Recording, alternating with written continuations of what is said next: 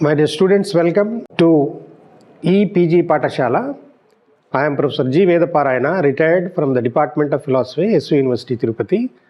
Now we are going to take up the paper of E-Patashala, that is Indian Religion and Philosophy.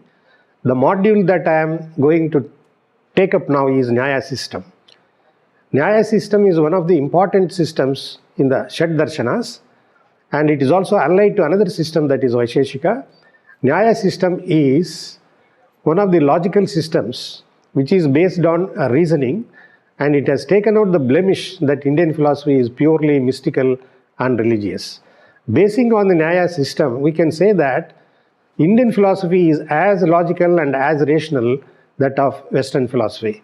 Very prominent thinkers have proved that Nyaya philosophy is very logical and rational system. So the learning objectives that we are going to take up in this module is first introduction and epistemology. In that epistemology, we are going to take up the four means of perception, that is perception, inference, comparison and verbal testimony.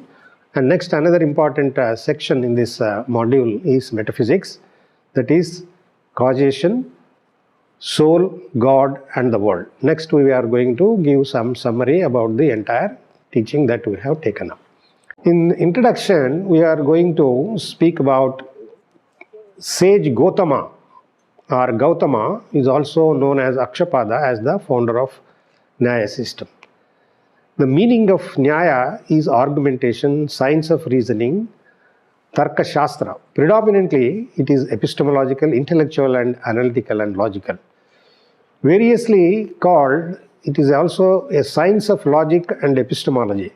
Pramana Shastra, the science of causes, it is also known as Hetu Vidya. It is also called the science of debate, that is Vada Vidya, the science of critical study on Vikshaki. So therefore, it is called variously by various people, that there is reasoning in that, there is logic in that, there is argumentation in that. So therefore, Gautama Nyaya Sutra is the main source of this school. When we come to the sources of the school, the text of this school, this is Nyaya Sutra is the main source of this philosophy, that is Gautama has written, who is the founder of this system. And also other important sources of this school is Vasyayana's Nyaya Bhashya and Udyotkara's Nyaya Vartika and Vachaspati's Tatparya Tika.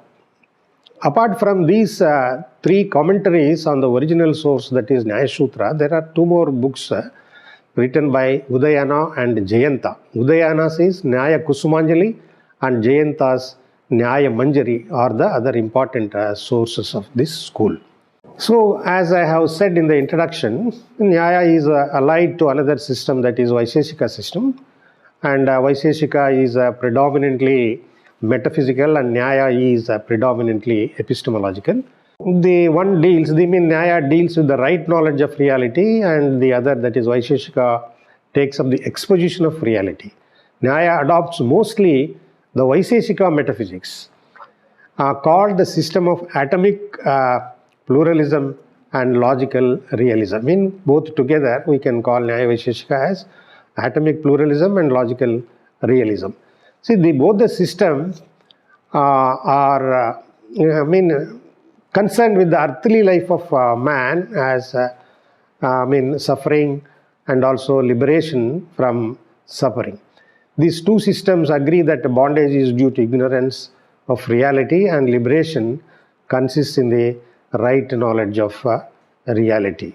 Then some more points as a part of introduction is that there are important points of differences between these two syncretic schools, that is Vaisheshika and Nyaya.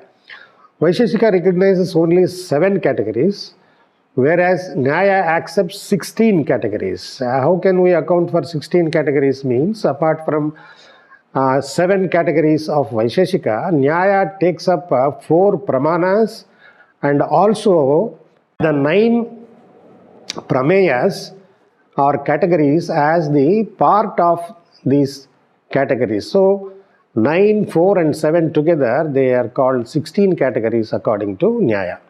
Vaisheshika admits only 2 pramanas, that is means of knowledge, that is perception and inference, whereas Nyaya accepts 4 pramanas. Pramanas means means of knowledge, that is perception, inference, comparison and verbal testimony. So these are some of the differences that we find between Nyaya and Vaisheshika, although they are syncretic schools, which means they are very much related to each other. So coming to this epistemological part, we are going to deal with the part of knowledge. What is knowledge? What are the sources of knowledge?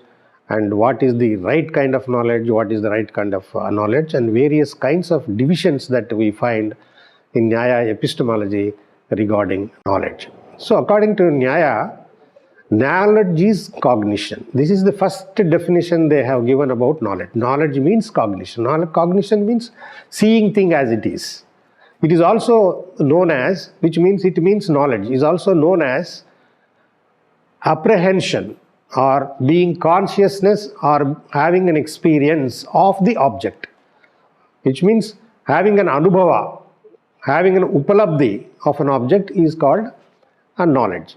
Again, another way of interpreting knowledge is knowledge reveals both subject and the object. See, it is not enough that only knowledge reveals only object. Knowledge should reveal the subject also, that I know the object. So I am revealed and the object is also revealed. Here revelation or manifestation of the object, that is artha prakasha. Just as a lamp reveals objects, just as lamp reveals objects in darkness, dispelling darkness. So if I say I know something, I have knowledge about something, it means that object is revealed to me, or knowledge about the object is revealed to me. Nyaya says that knowledge may be valid or invalid. These are the 2 fundamental differences that we find in the analysis of knowledge by Nyaya system, that is valid knowledge and invalid knowledge. What is valid knowledge? Valid knowledge is right apprehension of the object is valid knowledge. And valid knowledge must correspond with the reality. It is paratah pramanyavada. Paratah pramanyavada means if only I know something other than myself, then only there is knowledge. I can't say that I myself is the evidence of knowledge. Evidence of knowledge is revealed by something other than the knower. So valid knowledge is the manifestation of the object as it is. It is only then we can call it valid knowledge. Seeing the object as it is, revelation of the object as it is. Then invalid knowledge, which is the opposite of valid knowledge, is that which fails to manifest its object as it is.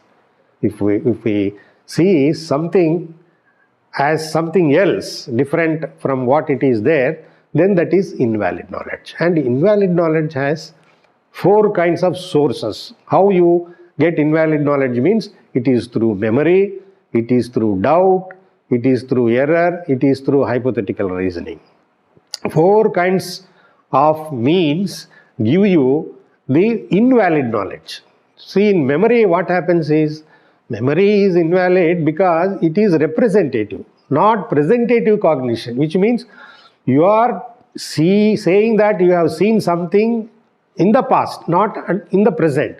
So memory cannot be taken as the true knowledge, which means presentational knowledge. Then doubt. Yes, we know very well that a doubt cannot be taken as the right kind of knowledge, means I am not sure about what I know. Doubt is invalid because it is uncertain cognition. Uncertain cognition. So the next error. Error, yes, it is very commonsensical to say that error involves misapprehension of the object and it doesn't correspond with the real object. If I say, rope, I mistake it for snake and get afraid of it. So it is error, erroneous knowledge. Then hypothetical reasoning. Hypothetical reasoning also means that I am not sure If it may be this or it may be that. Or conditional knowledge. If it is there, then only it will be correct. So therefore, hypothetical reasoning involves supposition, devoid of certainty, as in the case of the argument, if there were no fire, there cannot be or there would not be smoke. This is conditional. So we can't say that I am talking about something very certain that there is fire. We can't say that. Then these are the four important kinds of perception according to Nyaya Epistemology, and according to these four sources we are going to derive valid knowledge. Four kinds of valid knowledge produced by four kinds of means. See, the peculiarity of our Nyaya system is perception is not only the means of knowledge, it is also knowledge itself. Inference is also means of knowledge, it is knowledge itself. Comparison also, it is a means of knowledge, it is knowledge itself. So is the case with verbal testimony. So in Sanskrit it is called pratyaksha, inference is called anumana, and comparison is called upamana, verbal testimony is called shabda. Now let us take up what is perception. This is the first kind of valid means of knowledge. Perception is produced by the intercourse of the sense organs with the objects. Perception is possible only when the sense organs and the object, they meet together. So this is a direct and immediate cognition. Whatever I perceive, it is a direct knowledge, it is also immediate knowledge, which means it is not derived by any means other than cognition. I am not dependent on any other means. So that is why this is called perception. It involves, important things that it involves, perception, that is contact of the self with manas, and manas with the sense organs, and sense organs with objects. See, there are three components in the operation of perception. That is, what are the three components? Self, manas, and sense organs. These are there with the knower. And another is objects are there outside. So when can I see these objects? Only when the self is in contact with manas.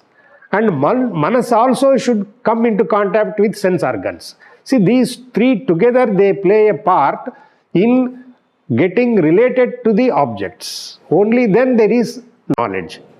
Then there are two stages in perception. Again, perception, we have seen what is the mechanism of perception. Now we are seeing stages in perception. That is, first stage of perception is indeterminate perception.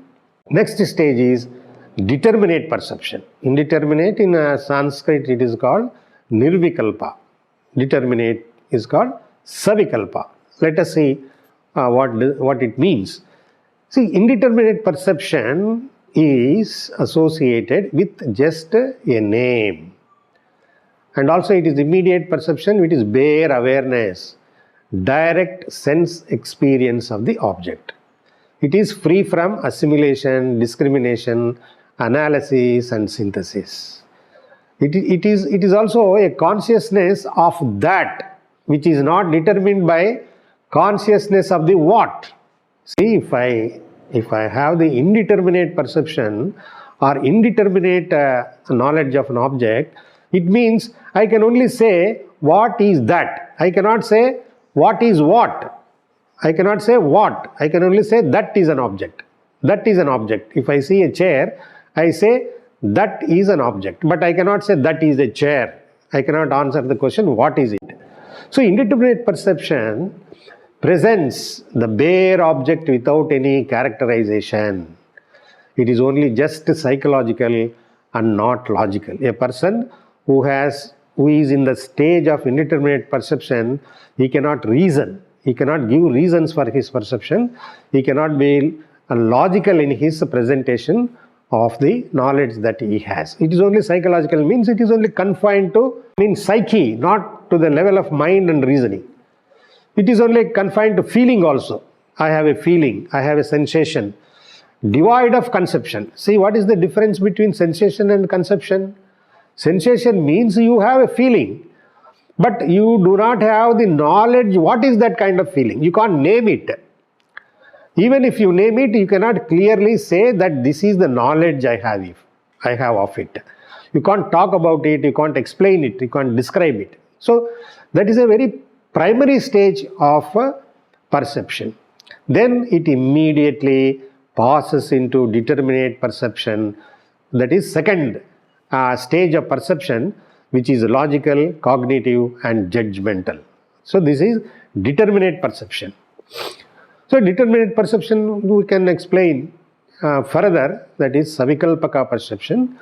It is with the names and attributes, seeing rope as rope, cow as cow. If I see cow in indeterminate, previous stage, I cannot say that it is cow. I only see cow. But now I know that it is cow. I know the name of the object that I have seen, which means I have a very definite knowledge about the object that I have seen. If I see chair, I say it is chair with certainty, without any doubt. So why it is so? It involves assimilation, discrimination, analysis and synthesis. So these are the four kinds of operations that are necessary to make the indeterminate perception into determinate perception. Sure knowledge is possible only there is assimilation, discrimination, analysis and synthesis in the mind, which means you have come to the rational stage or logical stage. Differentiated knowledge. See, this is determinate knowledge, is a differentiated knowledge, is a relational knowledge, is a conceptual knowledge, and an articulated knowledge. Articulated knowledge means I am able to express it, not only just confining to myself. And seeing a white moving object at a distance, and when it comes near, seeing it as a white cow. So this is, as long as the white object is at a distance, I have the indeterminate knowledge about it. As the cow is coming nearer and nearer, nearer and nearer, I say yes, this is cow. Then it has come to the stage of determinate perception. So earlier stage of perception is indeterminate and later is determinate perception in the example of the cow that we have taken. So two perceptions cannot be separated in reality. They can be separated only in thought, which means the determinate and indeterminate perceptions are not totally separated.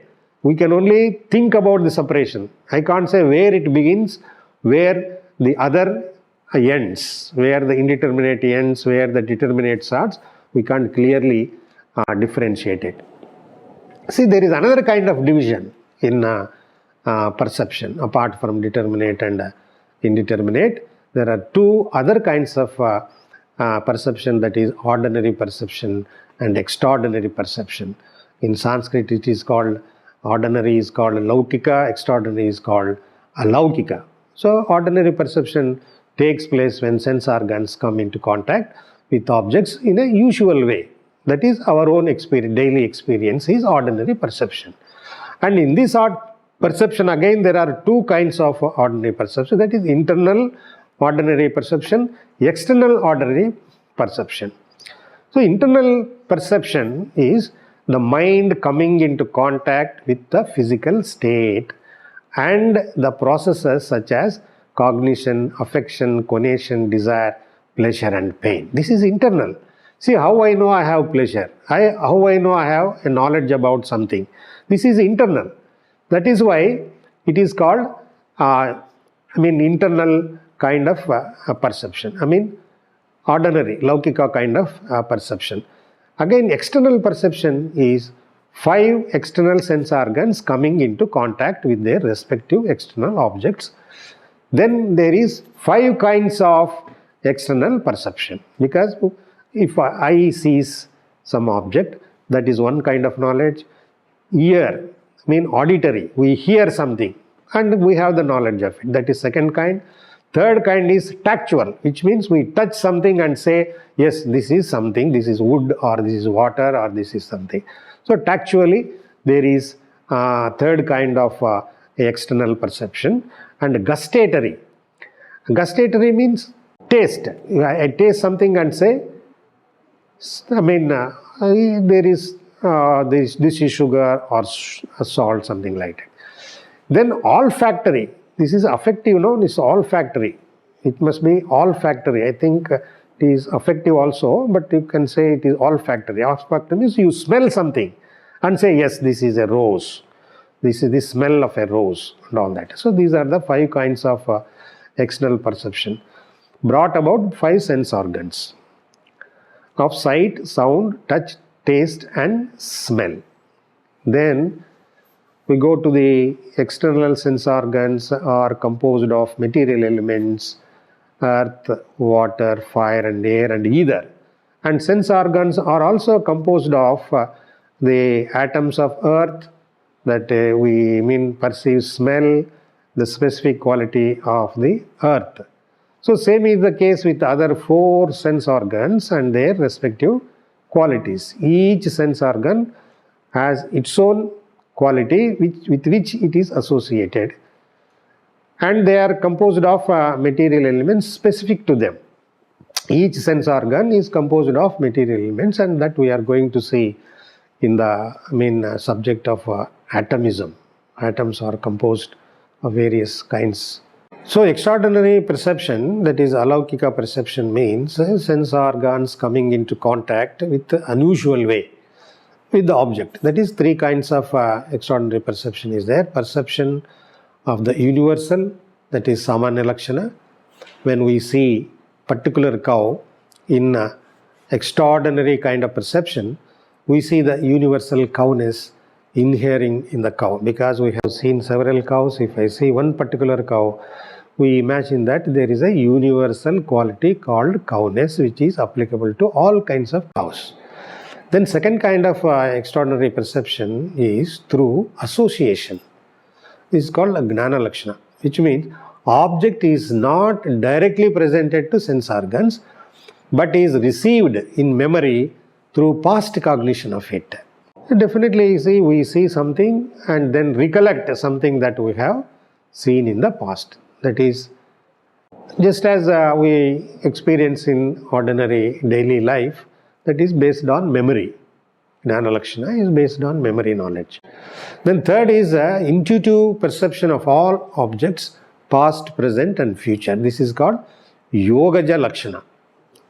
Yogaja lakshana is possible only for yogis, which means this is not a rational knowledge, this is not knowledge based on memory, it is intuitive knowledge, that is supra-sensuous knowledge. It is also supra-rational and it is possessed by mainly yogins through power of meditation. So this is the concern with the yogis, not ordinary kind of people. Then we come to second pramana, that is anumana, which means in English we call it inference. According to Nyaya, we have said that there are 4 kinds of means of knowledge. We have seen so far the perception, various kinds of perception, various divisions of perception according to Nyaya.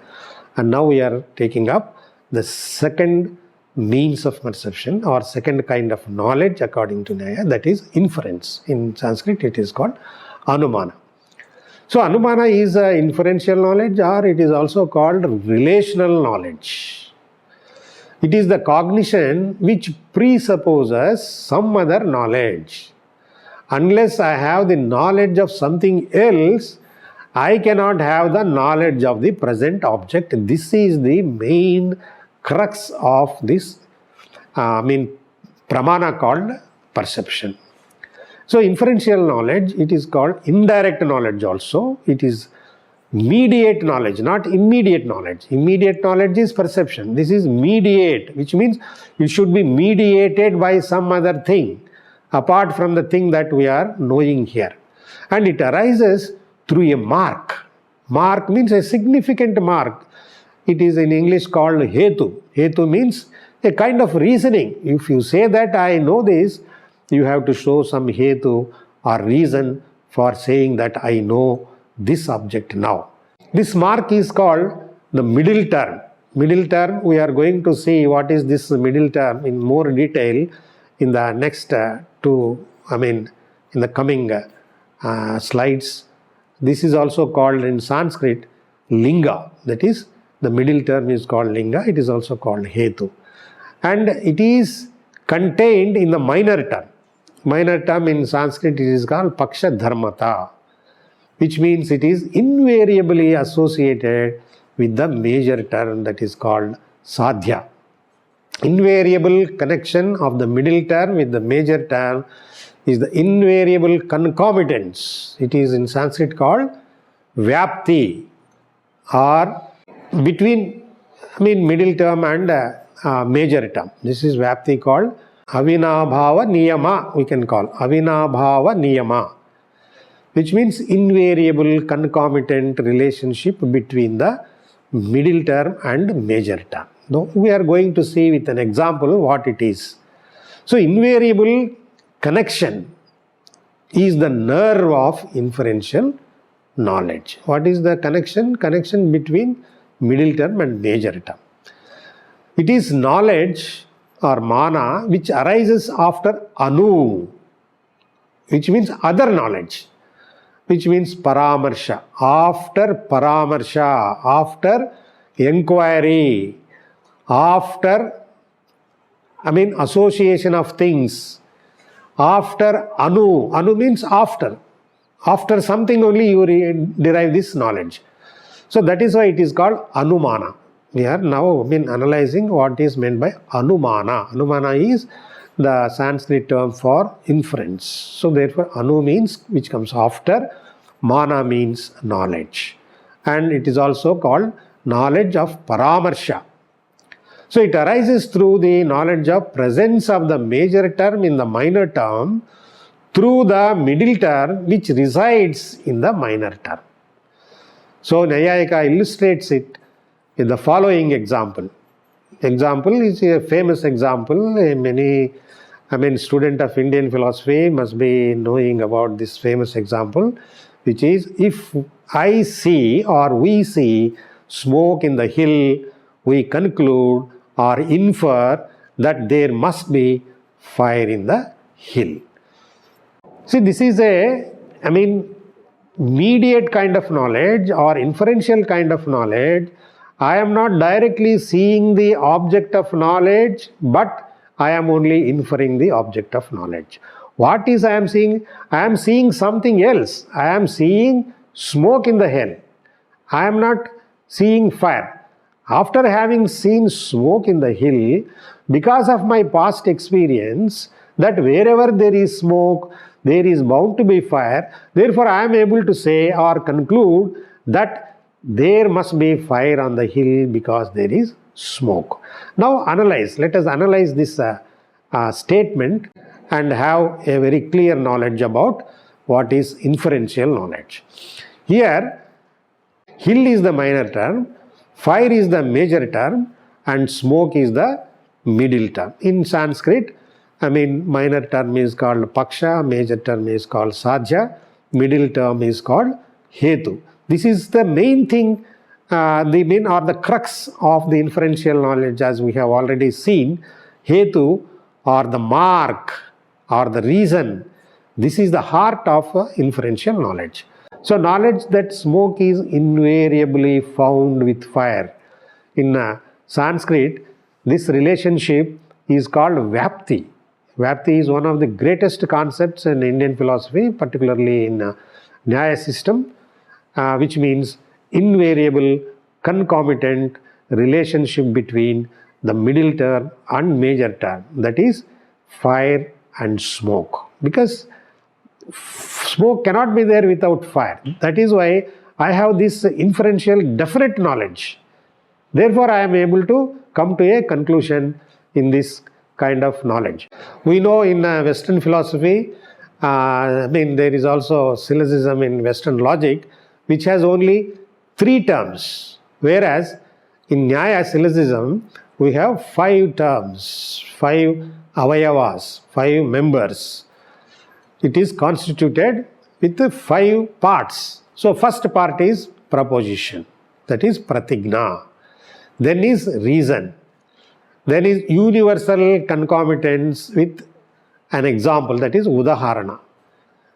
and application of the universal concomitants, that is to the present case. You have to apply the universal concomitants, your knowledge of a concomitants, to the present case. That is Upanaya. Then I come to the conclusion that there is fire in the hill. That is called in English conclusion. In Sanskrit it is called Nigamana.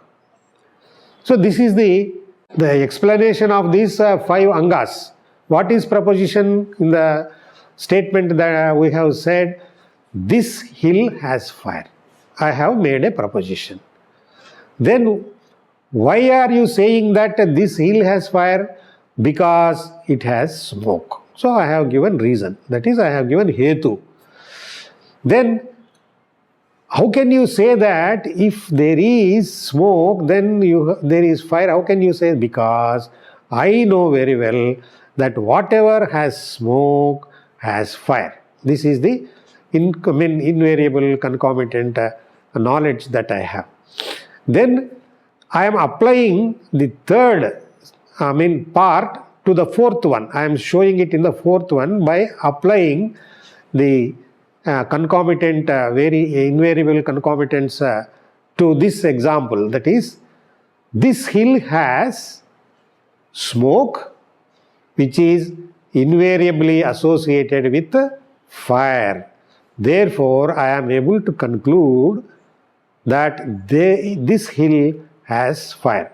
So this is typically the syllogistic method that we find in Western philosophy. As I have just now said, there are only 3 terms or 3 premises, whereas in Indian Nyaya syllogism there are 5 premises, which means they have only elaborated it to make us easy, to make it easy or to make it more intelligible.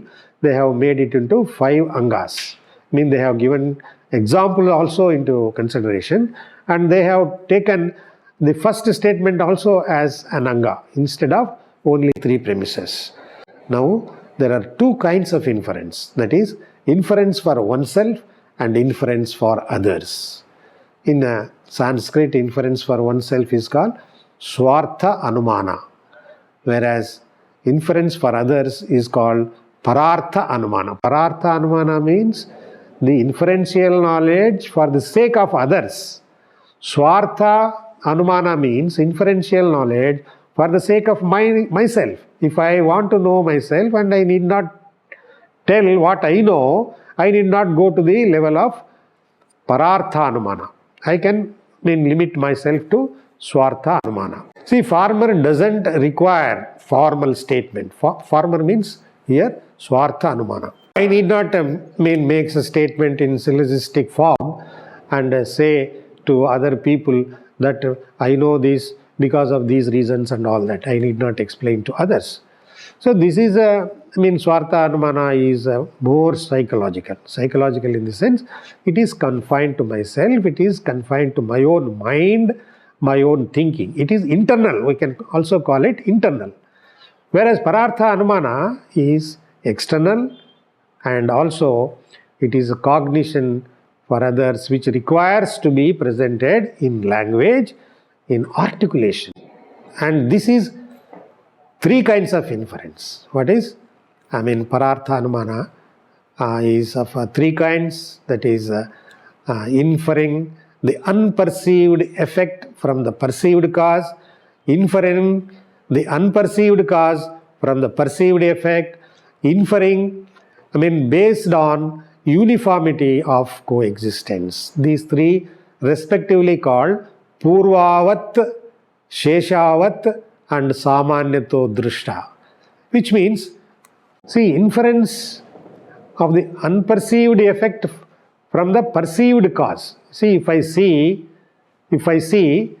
that the clouds, for instance, I will imagine that there may be rain, and if I see the ground is wet, I can say that yes, it must have rained.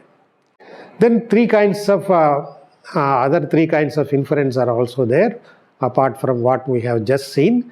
They are Kevala Anvayi, Kevala Vetireki, Anvaya Vetireki. These are the three kinds which we are going to see with the examples. Kevala Anvayi takes place when the middle term is positively related to the major term. Example, all knowable objects are nameable.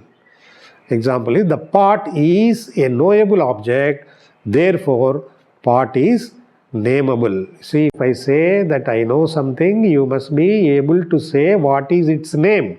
If I am not able to say what is its name, it doesn't mean that you do not know it. This is the main contention of the Nyayikas.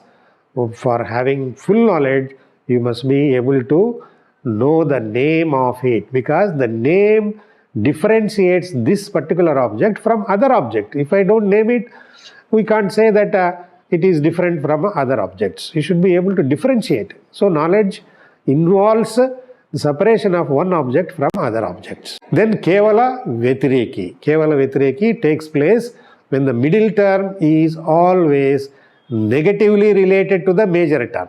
See the example here. What is not different from other elements has no smell. The earth has no smell, therefore earth is different from other elements, which means it is a negative way of putting the first example. Kevala, this is Vetireki, that is Kevala Anvayi. Third one is Anvaya Vetireki. It takes place when the middle term is both positively and negatively related to the major term, which is what is happening in the first two examples. It takes place in one place, that is Anvaya Vetireki, that is the concomitance between the middle and major terms is there in respect of both presence and absence. Not only in presence, not only in the absence, but both when they are there, both when they are not there. For example, they agree in present in the positive instances. For example, all things which have smoke have fire. This hill has smoke, therefore this hill has fire. This is the agreement, saying something positively. And next is middle term and major terms, they agree with each other even in the absence or in the negative instances. If something is not there, the other thing will not also be there. For example, no non-fiery things have smoke. Definitely, if there is no fire, there is no smoke. And this hill has smoke, therefore this hill has non-fiery. Non-fiery, see, we are putting it in negative terms. So this hill has fire. This is the another example. Then we are coming to third means of knowledge according to Nyaya, that is comparison. It is called in Sanskrit Upamana. This is also one of the very important means of knowledge of the four kinds of means of knowledge. This is the third one, that is comparison. What is comparison? How the Nyayika defines comparison? Here cognition is derived from by means of comparison between two objects. Or you see some kind of similarity between two objects, then you come to the knowledge of the object which you have not seen now. So defined as the knowledge of relation between word and its denotation. See here, word and denotation is also playing a very important role in this means of knowledge. This is produced by the knowledge of similarity or resemblance. For example, recognizing a wild cow in the forest as cow or as Gavaya, depending on the similarity with the cow that I have seen in my daily life. See, if you go to forest and see some animal which is looking like Gavaya, and somebody has told me that there is something animal called Gavaya in the forest, then I come to a conclusion, yes, this must be Gavaya, because my friend had told me that Gavaya looks like cow that is there in our daily experience. So a person who has never seen Gavaya and does not know what it is, This is the position of the person who is having a knowledge by means of comparison. I have not seen Gavaya so far, but I have gone to the forest and suddenly I saw it there and I come to know that it is Gavaya because my friend had told me that it looks like cow. So recognizing it as wild cow because he was told, which means Shabda. It is Shabda means word, hearing or telling by somebody, by another person, that a wild cow looks like a domestic cow. So person has heard the word Gavaya and has been told that it is like an ordinary cow. Person himself sees animal denoted by the word Gavaya and then recognizes it to be so. Comparison is knowledge of the relation between name and the object denoted by it. It is produced by the knowledge of similarity between the wild cow, that is Gavaya, and the ordinary cow, which we see it at home. So this is the main process of comparison. We have seen a very important source of knowledge. Then we come to fourth one. This is verbal testimony. In Sanskrit it is called Shabda. Verbal testimony means it can be by the word by a friend or by a text. It can be a sacred text or it can be an ordinary text. It can be by a reliable man or it may not be a reliable man, but we are going to see the conditions that Nyaya is going to prescribe to arrive at valid knowledge through this means called verbal testimony. So it is defined as the statement of a trustworthy or an authoritative person. Apta vachana. See the meaning of it. Apta vachana. Apta vachana means you have to take a person who is trustworthy. Then only you can take the word for authentic knowledge. So it constitutes an understanding the meaning of the authoritative statement. Words and sentences have the power to convey their meaning. So this is one of the important points that you have to bear in mind.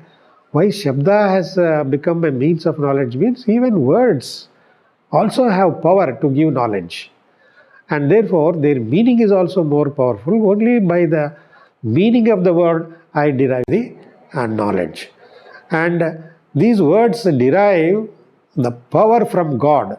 I mean, these Nyayikas go to the extent of saying that the words derive power not only through human being, not only by a trustworthy person, a very good person, but even from God.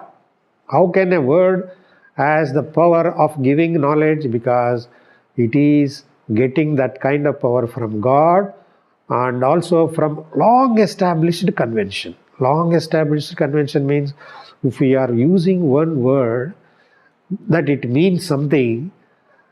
I also believe the same kind of thing. If my parents have believed that there is God, even though I don't know what is God, I believe that I have some meaning that there is God. So convention also plays a very important role. Convention means tradition. Traditionally, words have very strong power because they have been there for a long time in our customs and conventions.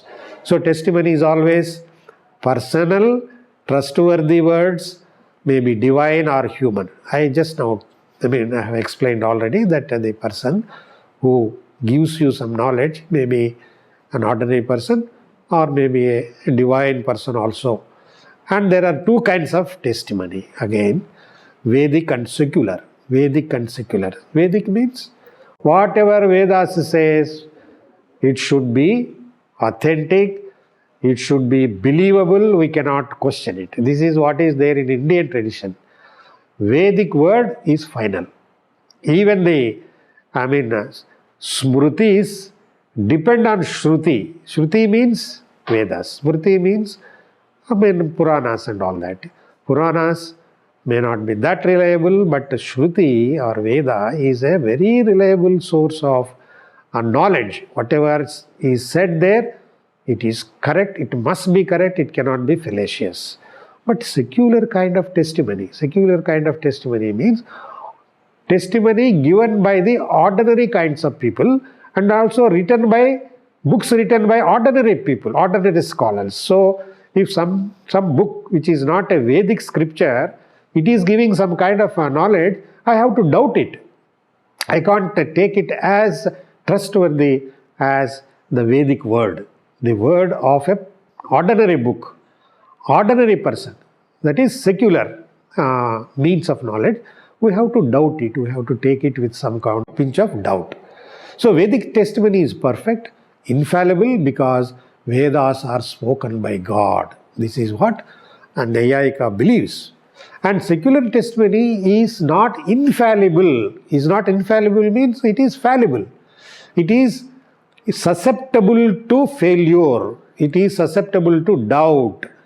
Today it may be correct, tomorrow the secular testimony, secular word may be proved false. So it is utterly uttered by human beings who are liable to err. Human beings are subject to commit errors in whatever they say. Therefore, we have to be very careful about taking the verbal testimony of secular people and secular books. So, regards valid knowledge as a trustworthy person who always speaks truth. So, if somebody is there who has established this kind of reputation that a person always speaks truth, then others also readily believe, yes, he is a good person, trustworthy person. He is well known all over the world that he always speaks truth. Therefore, whatever he speaks, we take it as valid. And 4 kinds of conditions for words of a trustworthy person. See, if you take an ordinary kind of person, we have to take 4 conditions into consideration. Unless these 4 conditions are satisfied, we cannot take the word of ordinary person, a laukika person, secular person as true. What are these 4? First is the mutual implication or expectancy, akanksha. See, words should have mutual expectation. That means words should not be a mere aggregate of unrelated words like cow, horse, man. If somebody said just cow, horse, man, then you cannot say that he has spoken something trustworthy, something meaningful. So if I say something to somebody else, the words should have subject, predicate and object. Then only there is meaning to that sentence. And second condition is word should possess fitness to convey the sense and should not contradict the meaning. That is, word should have the yogyata. Yogyata means clear meaning. There should be no contradiction, there is no ambiguity in what a person says to other person. For example, see, water the plants with fire. See, what is the kind of knowledge that you are getting? That's a contradictory statement. Contradictory in the sense, how can you water plants with fire? You have to water plants with water only. But the person is saying, put fire to the water, which means you are burning. You are going to burn, not you are going to grow them. So that's a contradictory statement. And the third condition is, the words should follow close proximity. That is, sannidhi.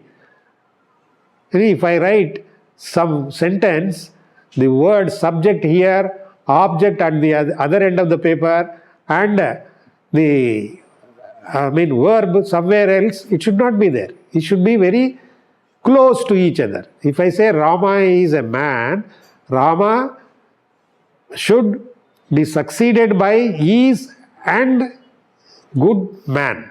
Otherwise, it cannot make any sense.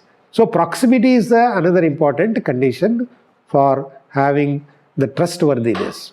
Fourth condition is the intention of the speaker. The intention of the speaker, it is Sanskrit, it is called tatparya. With what intention the speaker is speaking to other person is more important than anything else. See, words should not have ambiguous expressions, because ambiguity or equivocality, this is also called equivocality, means it creates confusion. Take for example the term Saindhava. See, Saindhava means it may be a horse, name of the horse, it is also the name of salt. If while I am eating, if I say Saindhava, you should not bring horse to me, you should bring only salt to me. So we should be very careful in speaking words in the context. You have to understand the words in relation to the context, because words have different meanings. No word has only one word, and the meaning of the word is not only in the word but also in the circumstances. Depending on the circumstances, word derives its meaning, like Saindhava. It's a very good example that the Nayayikas have given. Saindhava, while I am eating food, it is not the horse, it is only salt. So now we are going to take up another important part of Nyaya system, that is metaphysics. And we have already said that metaphysics is actually the major part of the Vaisheshika system. But at the same time, there is another important topic in Nyaya, that is, causation, which forms part of Nyaya metaphysics. We are going to see what is this causation. And Nyaya's causation is called in Sanskrit the Asat Karyavada, which means the cause is not, effect is not there in the cause. So Nyaya system defines cause, an unconditional, invariable antecedent effect. And effect is an unconditional and invariable consequent of a cause. So same cause produces the same effect, and same effect is produced by the same cause. It rules out the theory of plurality of causes. And the three essential conditions or features of the cause is, it should be antecedent, it should be invariable, it should be unconditional. So these are the three important conditions that we come to explain now. So cause must be an antecedent, which means prior to its effect. Unless cause is before the effect, we cannot call it cause. Cause should not be after the effect. So invariable precedent is the cause, and also unconditional, which means necessarily. It is just not precedence, it is unconditional precedence, always, and necessarily, it's a must. So these are the effective conditions. And accidental conditions of the effect cannot be taken as the cause of the effect. For instance, potter's staff, which is the remote cause, you can't take it as the cause of the effect called pot. And also mere precedence in the case of night and day is not causally related, which means here there is not necessity, there is mere precedence, therefore it can't be taken as the causality. And unnecessary things like potter's ass is not unconditional antecedent, and therefore it is not a cause. Nyaya Vaisheshika theory of causation is Asat Karyavada or Arambhavada. In Sanskrit we are calling it Asat Karyavada. Arambhavada means effect is a new beginning, and the cause does not contain the effect in it. The effect takes as a new product. So it means effect is non-existent and its production is only after it is produced. It doesn't pre-exist in its cause. So it is a new creation, which is, effect is a new creation, marking the beginning of a new product, new entity. So it comes into being by destroying its prior non-existence. See, this is a very important statement. Prior non-existence, that is abhava, is there. Effect in the form of abhava is there, and when it is produced, this abhava becomes bhava, which means it comes into origination. So this is what they say it. So the effect is an epigenetic and distinct from its cause, and neither an appearance nor transformation of the cause. We should not take the effect as the appearance of the cause or the transformation of the cause. No, cause is entirely destroyed when the effect is produced. This is newly brought into existence, and the operation of the cause ceases to be there. And Nyaya Vaisheshika theory of causation is opposed to Sankhya and Vedanta view of causation, that is Satkaryavada. So we have to deal a little bit with the other systems here to differentiate the Nyaya theory of causation from the Sankhya and Vedantic theories of causation, which is known as Satkaryavada. In opposition to Nyaya, these systems have said that effect is there in the cause. Cause possesses the effect, and the effect is only a modification of the cause. This, the Nyayika people do not accept it. So Nyaya emphasizes the strict sequence of causality. Cause and effect cannot be simultaneous. It rejects the theory of plurality of causes. Plurality of causes means one cause produces only one effect. There is only one relation between cause and effect, which means no cause can produce many effects, and no effect can be produced by many causes.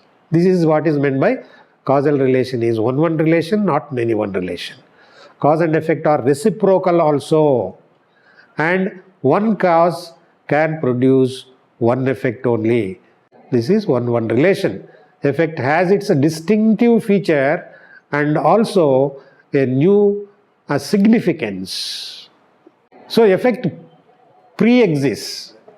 That is, Advaitic standpoint. Then there are three kinds of cause according to Nyayika. That is material cause. That is upadana or inherent cause. What does it mean? Material cause is the substance out of which the effect is produced. Example, threads are inherent in the cause, namely the cloth. The non-inherent cause is asamavayi. That is, first one is samavayi, now asamavayi. This is non-inherent cause which does not inherent in the material cause but helps the production of the effect. For example, conjunction of threads, which is non-inherent in the cause of the cloth, of which threads are the material or inherent cause. Then third one is efficient cause, which means this is a nimitta karana. What is efficient cause? It is the power which helps the material cause to produce effect. For example, weaver is the efficient cause of the cloth. It includes the accessories like loom, shuttle of the weaver. Efficient cause may be a substance or a quality or an action. So now the third part that we are going to take up in this Nyaya Vaisheshika system is, it is also related in a way to the metaphysical part of it, that is soul, God and the world. So what is soul, what is God, what is world, what is liberation, what is suffering, that we are going to see now. So according to Nyaya, it regards God and creation of the world. Metaphysics, God is there and God has created this world. And its allied system, Vaisheshika also believes in the teleological creation, which means these Nyayikas, as far as this part of metaphysics is concerned, they have also taken what the Vaisheshika have already said. And Vaisheshika is prior to Nyaya system, therefore, in explaining the soul, God, liberation, the world, they have taken the metaphysics of Vaisheshika into consideration. That's why we are referring to Vaisheshika system here. So there are eternal atoms of earth, water, fire and air. So these are the material causes of this universe, and God is the efficient cause. And individuals are infinite in number. Individual souls are there, and they are also co-eternal with atoms. So God is co-eternal with atoms and souls, and it's external to both. So creation means combination of atoms, and destruction means dissolution of the combination of the atoms. So this is materialistic way of explanation. How this combination takes place, let us see now. Combination or dissolution are caused by the motion supplied by the unseen power, which means the law of karma. Working under the guidance of God. So here God also is not directly creating the world. God is only helping the unseen power, the law of karma, to produce the world. So the cause of creation is the unseen power, which means the law of karma. So law of causation is subservient to law of karma. Law of causation means if some atoms are coming together and something is produced, see if the human being is produced, some atoms are coming together. And how it is they are coming together? Because of their law of karma. And God is helping the law of karma to produce something or to destroy something.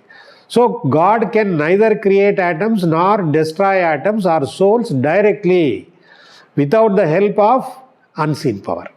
So God is not the real creator of this universe.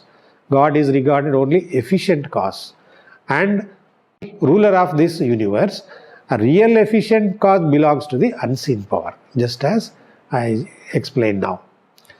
So individual soul is the substratum of the quality of consciousness. See, consciousness is only adventitious or non-essential characteristic of the soul. And soul is the real knower, real enjoyer and active agent. Also an eternal substance like God or the atom. And individual souls are infinite and distinct from one another, and they are different from God, who is the supreme soul.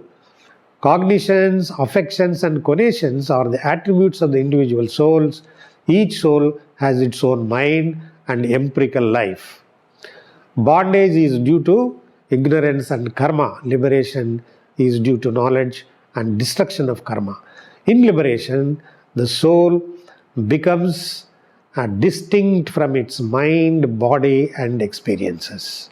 So this is the crux of the metaphysics of Nyaya system, where he has clearly said what is soul, what is individual soul, what is God, what is unseen power, how they interact with each other to bring out creation of the world and other souls, and also what is suffering and what is liberation.